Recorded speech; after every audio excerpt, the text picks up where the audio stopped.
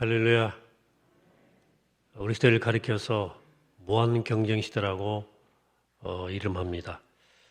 과거에는 한 번 경쟁에서 이기면 꽤 오랫동안 우위를 점할 수 있었습니다. 그럼 오늘날은 그렇지 않습니다.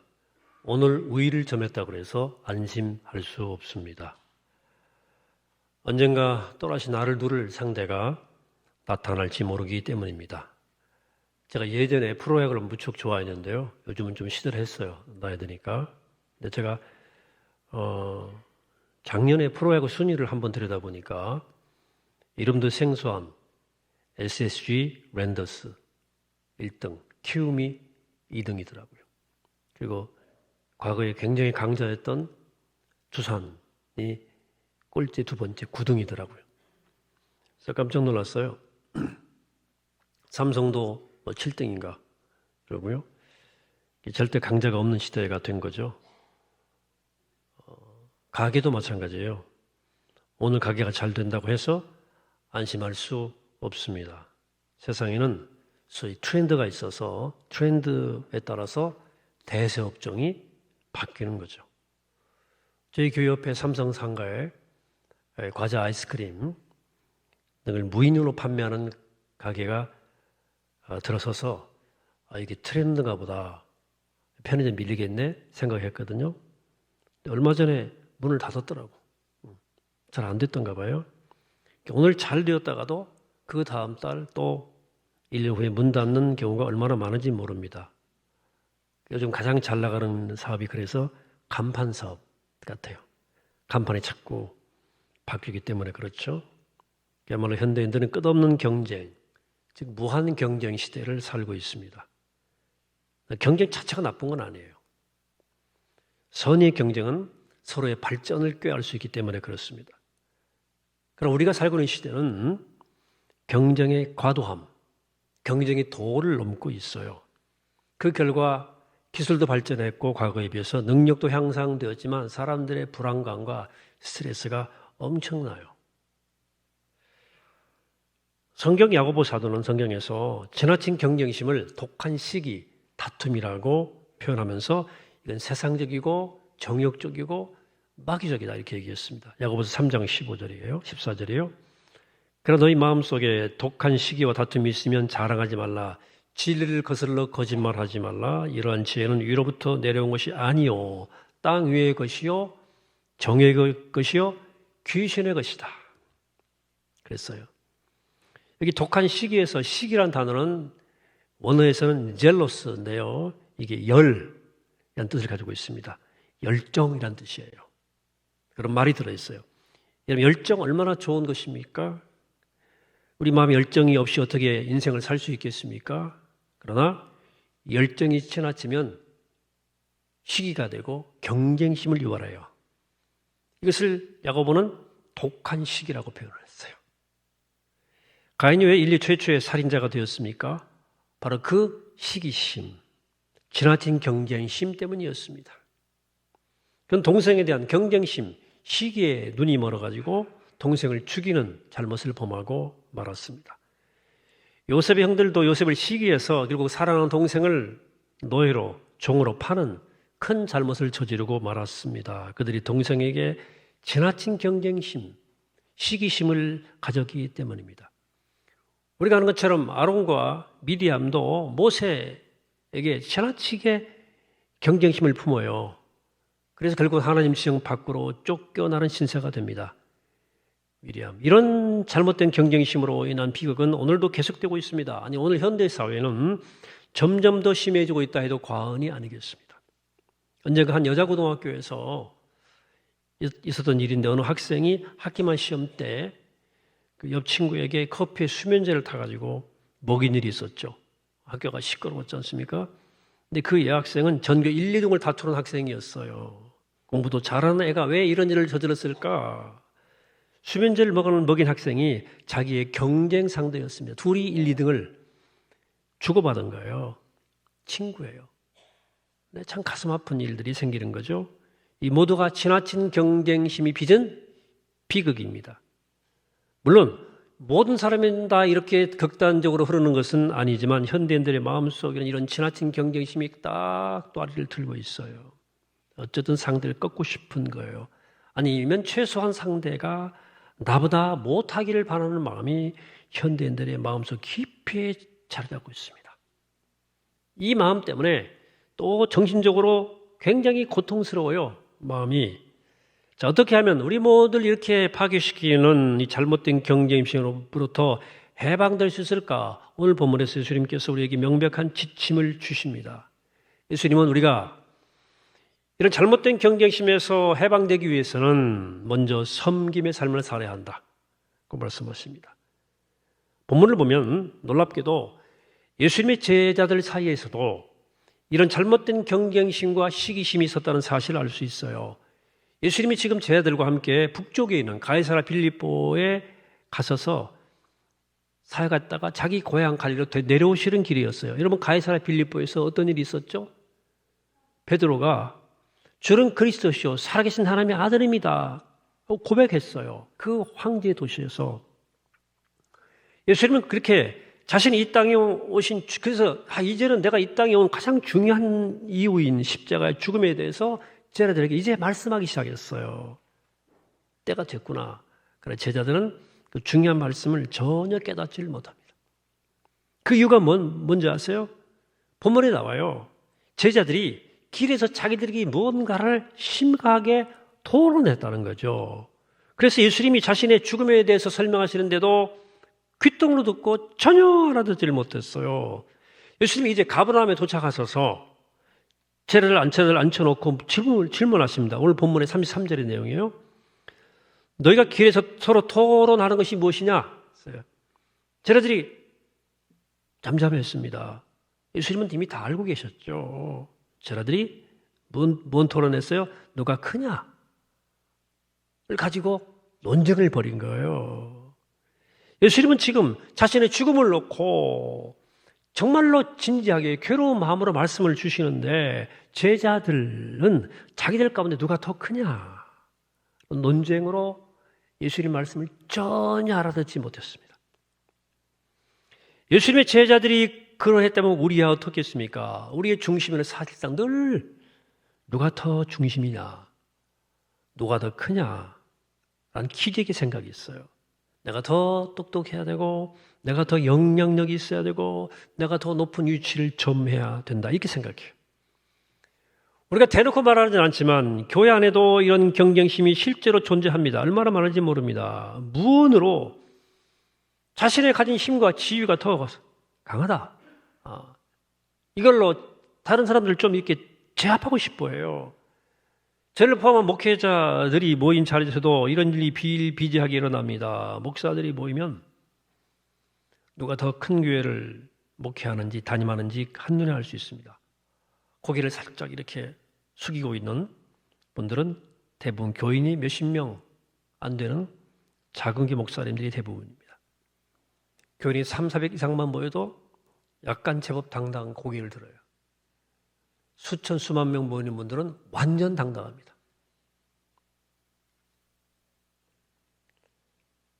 같이 가면 사람들이 사진 찍자고 하더라고요. 보니까. 세속적인 사고가 우리 안에 이미 깊이 들어와 있는 거예요. 그래서 예수님은 다제자들을 불러놓고 그들을 가르치는 거예요. 세상은 비록 무한 경쟁을 부추기지만 너희는 그러면 안 된다. 그러면 천국 백성은 어떻게 살아야 되느냐? 35절이에요. 예수께서 12 제자를 불러서 이르시되 누구든지 첫째가 되고자 하면 무사람의 끝이 되며 무사람을 섬기는 자가 되어야 하리라 그랬어요. 하나님 나라는 누가 첫째냐? 끝이 되는 사람이래요. 끝이. 꼴짜란 말이에요? 무슨 말이에요? 다른 사람은 섬기라는 얘기예요. 낮은 자리에 있는 것처럼 생각하고 그러나 제자들은 그 말씀을 구체적인 삶 속에서 이해하고 적용하지를 못했어요. 그러면 다른 사람을 섬기는 삶은 어떤 삶입니까? 예수님은 구체적으로 제자들에게 섬김의 삶을 가르치시기 위해서 예화를 쓰십니다. 한 아이를 부르셨어요. 그리고 그 제자들과 예수님이 빙 둘러앉은 자리 한가운데 아이를 불러서 딱 안으시면서 말씀하시는 겁니다. 37절. 누구든지 내 이름으로 이런 어린아이 하나를 영접하면 곧 나를 영접하며 누구든지 나를 영접하면 나를 보내신 이를 영접함이니라. 많은 사람들이 이 구절을 어린이들에게만 적용하는데 이건 사실은 안 그래요. 예수님이 대표적 예를 들어서 말씀하신 거예요. 자, 잘못된 경쟁이라는 거 하는 것은 쉽게 말하면 상대보다도 더 높은 지위를 확보하기 위해서 수단 방법 가리지 않는 태도를 말합니다. 그래서 이런 과도한 경쟁으로 지위와 권력을 얻으면 그 지위와 권력으로 주위 사람들을 아주 무시하게 되어 있습니다. 과정이 그렇기 때문에. 근데 사회가 이렇게 무자비한 경쟁으로 치닫게 되면 그 가운데 가장 희생당하는 사람들이 존재하죠. 누구예요? 사회적 약자가 존재하는 겁니다. 힘없는 사람들, 돈 없는 사람들, 권력 없는 사람들이에요. 그 대표적인 예가 바로 어린이였어요. 그 당시. 그 당시는 요즘은 어린아이 인권이 있지 않습니까? 그 당시는 어린이는 인권이 없어요. 숫자에도 안 들어가요. 그래서 예수님께서 어린아이를 품에 안은 거예요. 딱 안고. 여러분 생각해 보십시오. 그 당시 어린아이에게 무슨 힘이 있고 무슨 권력이 있겠습니까? 돈은 또 있겠어요? 없지. 이 어린아이를 영접하라는 거죠. 요즘에 세간에 또 화제인 드라마가 넷플릭스가 2부를 공개한 The Glory라는 작품인데요. 이 드라마는 소위 학교 폭력을 정면으로 다룬 드라마인데 학창 시절에 친구들에 의해서 잔혹한 폭력을 당한 주인공 동은이, 송혜교가 주인공이죠. 오랜 세월 복수를 치밀하게 준비한 끝에 복수를 자행하는 복수극이에요.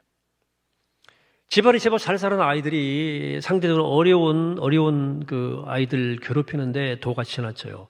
막 때리는 것은 기본이고 고데기로 막 치줘요.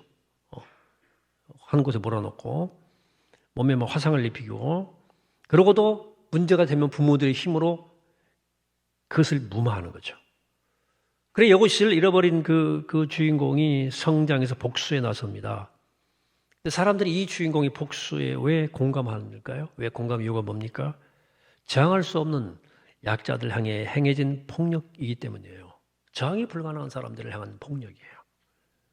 그래서 아동폭력은 무지무지 나쁜 죄악이에요. 그래서 사람들이 함께 분노하며 그 복수에 공감하는 거죠.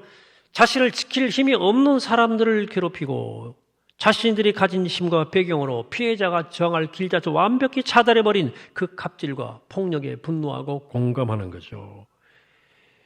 힘없는 약자에게 잔인한 폭력을 행사하는 것은 용서할 수 없는 죄악 중의 죄악입니다.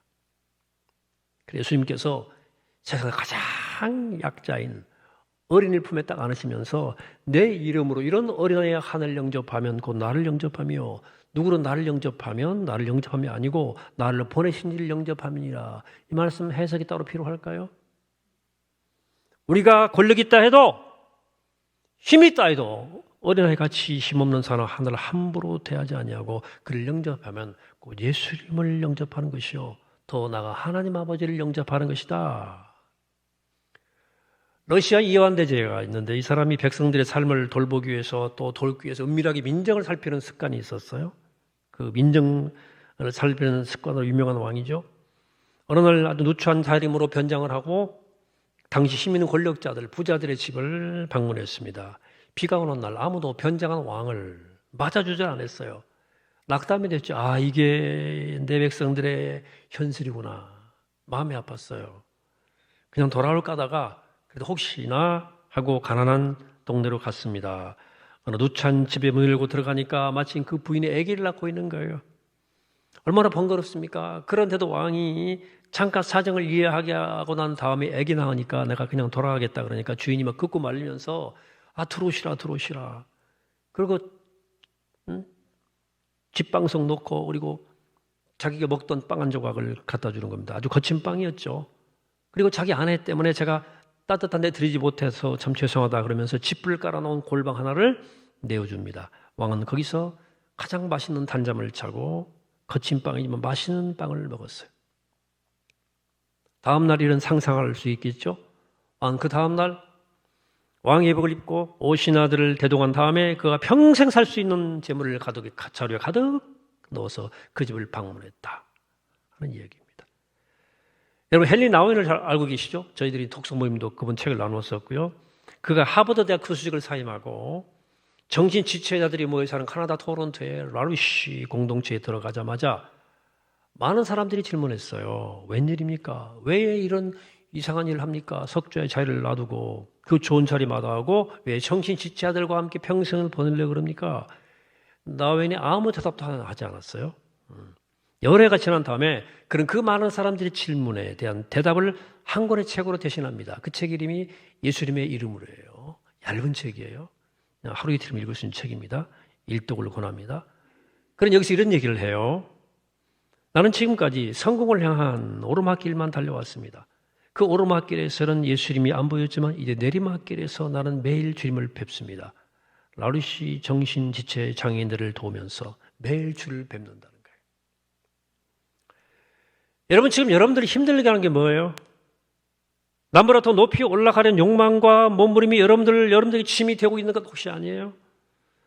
남보다 더 많이 가지고 싶은 욕망 때문에 스스로를 괴롭히고 있지 않습니까? 마음이 막 불편하잖아요. 아니면 여러분들 자녀를 조금 더 높은 자리에 올려놓으려고 주님과의 만남도 뒤로 한 채 무거운 어깨로 헐떡거리며 살고 있는 건 아닙니까? 말하 그렇다면 내가 무한 경쟁의 강물에 나도 떠내려가고 있는 거 아닌지 돌아봐야 된다. 나도 모르게 주님이 가르치신 삶과는 전혀 상반된 세상의 조류에 떠내려가고 있다고 생각하셔야 돼요. 주님은 오르막길은 계시지 않는다 그래요. 거긴 함께하지 않는다고 우리에게 말씀해 주는 겁니다. 사랑하는 여러분, 이 40년 한복판인데요. 이제 주님과 함께 내리막길로 좀 가보지 않겠습니까? 나보다 못한 사람을 영접하고 섬기는 길, 네, 가진 것으로 남을 돕는 길을 걸어보지 않겠냐 그 말이에요. 내 것을 좀 내려놓고 가벼운 마음을 한번 걸어보지 않겠습니까? 놀라운 일이 생겨요. 그 내리막길에서 주님이 성큼 우리 삶으로 들어오셔요. 헨리 나우엔은 그렇게 주님을 만났습니다. 이런 은혜가 우리 가운데 있게 되기를 축복합니다. 주님 또 한 가지를 말씀하시는 거예요. 그 바로 섬김 다음에 수용하는 삶이에요.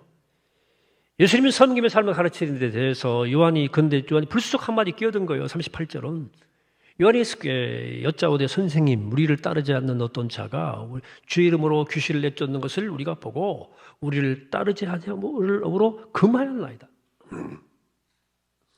요한 지금 이런 얘기 하는 거예요. 예수님 말씀 참 잘 알아듣습니다. 우리끼리는 이제 더 이상 누가 더 크냐 싸우지 않고 서로 섬기며 살겠습니다. 그러나 우리와 다른 길을 가고 있는 사람들에게는 어떻게 우리가 해야 될까요? 본문의 명령은 이거예요. 지난주 묵상한 대로 제자들이 귀신을 쫓아내렸는데 예수님이 보면 아무리 명령해도 귀신이 안 떠나는 거야. 무한하게. 그런데 제자들이 모르는 어떤 사람들이 예수 이름으로 귀신을 떠나가라 이러니까 귀신이 막 떠나가는 거예요. 제자들 마음이 열불이 난 거예요. 그래서 당장 가서 금했다는 거예요. 너 라이센스 있어? 너 제자 맞아? 이렇게 했다는 거죠. 그때 주님께서 금하지 말라고 말씀하십니다. 그러면서 하신 말씀, 유명한 말씀이에요. 40절. 같이 읽습니다. 시작. 우리를 반대하지 않는 자는 우리를 위하는 자니라. 매우 중요한 말씀이에요. 우리 시대에 너무나 필요한 말씀이에요. 우리 시대는 자신의 잣대로 성경을 막 읽고 자신의 마음대로 해석하더라고. 자신의 안경으로. 이런 시대에 오늘 이 그리스도인들이 이 말씀에서 주님 마음을 배워야 돼요. 이 말씀은 모든 사람들에게 적용돼야 되겠지만 특히 우리 그리스도인들 또 우리 민족이 이 말씀 앞에 마음을 열어야 됩니다. 왜냐하면 너무나 우리 민족의 배타성이 강하기 때문입니다. 우리 지나칠 정도로 내 편을 강조해요. 언제나 내 편, 상대편 나눠야 직성이 풀리는가 봐. 쟤 누구 편인가? 그리고 내 편이면 무조건 수용. 좀 잘못도 괜찮아. 익스큐즈 같아요. 내 편은, 상대편은 안 돼. 우리 민족은 너무나 편먹는 데 능해가지고 지금 나라가 정신적 내전 상태에 빠져 있지 않습니까? 우리 사회는 지금 편만 있고 곁이 없다 하는 말이 있잖아요. 곁이 없는 상이 되어버렸어요. 예수님께서 성경에 가난한 자, 병든 자, 세리와 창기의 친구였다 말씀했거든요. 말씀을 잘 해석해 하셔야 돼요. 예수님이 가난한 자 편들고 세리와 창기의 편들었다는 말이에요. 물론 편이셨죠. 그러나 편이었다기보다도 그들 곁에 계신 거예요. 가난한 자는 죄가 없어요? 세리 창기는 죄가 없냐고. 곁에 있어 준 거예요. 그들이 죄인들과 판단하지 않으신 거예요. 판단 유보. 먼저 사랑하신 거예요. 그들 곁에 율법은 흑백 논리예요. 의인인가 죄인인가 밝히자. 그 구분의 직성이 풀리는 거예요. 율법을 지키는가 안 지키는가로 사람을 갈라놓아야 직성이 풀리는 거예요. 주님에게는 그런 구분이 없었다는 얘기예요. 주님에게는 흑백 논리와 진영 논리가 없었어요. 제3의 자리가 있었어요. 가늠하다 현장에 잡힌 여인이 끌려왔지 않습니까? 율법을 범했잖아요. 예수님께서 그들의 질문 앞에 뭐라고 말씀하십니까? 죄 없는 인간이 돌로 쳐라. 이게 제3의 자리예요. 나는 너를 정죄하지 않는다. 다시는 죄짓지 말아라. 제게 나이가 들어오면서 오는 변화가 뭐냐 물으신다면 저는 제 마음속에 회색지대가 드러나고 있다고 말씀드릴 수 있어요. 살다 보니까 흑과 백이 분명치 않은 문제가 많더라고요. 딱 잘라서 말하기 어려운 문제가 있는 거죠. 모호한 지점이 있는 거예요, 인생에는. 회색지대가 자꾸 생기는 거예요. 이건 진리를 타협하라는 말은 아니에요. 진리를 포기하라는 말씀이 아니에요. 우리는 진리 안에서 얼마든지 보다 많은 사람들을 보듬을 수 있는 따뜻한 공간을 누려가야 된다는 거예요. 그래서 우리 교회 우리 배우가 진리와 사랑 안에 성숙하자는 거예요. 나이를 보니까 저는 재판관은 못할 것 같아 보니까. 예. 이 사람 말 듣면 이 사람 말 옳은 것 같고 이 사람 말 듣면 이 사람도 옳은 것 같고 다 마음이 공감이 되는 거야. 모호한 지점이 있어요. 살다 보면. 예수님께서 흑백 논리에서 벗어나서 우리 마음을 좀 넓히라는 거예요. 그래서 누리를 반대하지 않는 자는 누리를 위하는 자니라. 뭐예요? 웬만하면 너 다 품어봐라. 우리 삶의 이 수용성을 적용시키기 위해서 주님께서도 보충 설명을 하시는 거예요. 두 가지 말씀을 해주시는데 하나는 긍정적인 말씀이고 하나는 부정적인 거예요. 41절입니다. 누구든지 너희가 그리스도에 속한 자라 하여 물 한 그릇이라도 주면 내가 진실로 너희에게 이르노니 그가 결코 상을 잃지 않으리라. 놀라운 말씀인데요. 교단이 다르고 견해와 생각이 다르고 위치가 다르고 신학이 달라도 그가 예수님이 인정한 형제자매라면 예수님 때문에 그를 영접하고 그를 그렇게 영접이 되면 하늘의 상을 잃지 않는다. 예. 나하고 생각이 다른 사람 물 한 그릇 대접하는 인색한데 너 그거 물 한 그릇도 내가 다 갚아준다. 좀 마음 크게 살아. 반대로 이렇게 말 42절입니다. 또 누군지 나를 믿는 자는 이 작은 자들 중에 하나라도 실족하게 하면 자라 연자 맷돌이 그 목에 바다에 던져지는 것이 나으리라. 다시 말해서 믿는 사람들 가운데 누구라도 그 사람 힘이 없다고 그래가지고 약한 사람이라고 그래가지고 또 나하고 같은 편이 아니라 그래가지고 그를 실족시키면 차라리 연대 맷돌에 목을 매달고 바다에 죽는 게 낫겠다는 거예요. 여기 연자 맷돌은요 그냥 맷돌이 아니에요. 매우 큰 맷돌입니다. 그거 그냥 메고 들어가면 바닷속에 쑥 들어가가지고 그냥 숨도 못 쉬고 죽게 되는 이웃을 무시하고 배제하느니 차라리 그 너 목에 맷돌을 메고 죽는 게 낫다는 거예요. 예수님 말씀 여기서 끝나지 않아요. 예수님 계속 오해하셔요. 43절에 만일 내 손이 너를 범죄하게 하거든 찍어버려라. 파란 쪽 없이 눈 한 쪽 없이 장애인으로 사는 것이 하나라 들어가는 것이 두 눈, 두 발, 두 손 다 가지고 지옥 가는 것보다 낫기 때문에 그렇게 말씀하신 거죠. 물론 과장법이지만 예수님 의도는 명백하지 않습니까? 너무나 네가 너의 고향이나 너의 정치 지향이나 재물이 많고 적음이나 주의가 다르다고 해서 다른 사람을 실족시키면 심판을 피할 수 없다. 다시 말해 무슨 일이 있더라도 이 땅을 사는 동안 그런 잘못은 범하지 말라는 거예요. 예수님은 이것을 간음죄보다도 도둑질보다도 더 중하게 말씀하신 거예요. 그리스도인이 누군가를 섬기고 살지 않으면, 용납하지 않고 째째하게 살아가면, 편협한 마음으로 살면 형제의 마음에 상처를 주고 무시하고 그 사람을 실족시키면 그 어떤 죄보다도 엄히 다루실 것이다. 예수님은 그리고 마가복음 9장에서 이렇게 결론 맺습니다. 이 마가복음 9장 맥락의 결론이 50절이에요.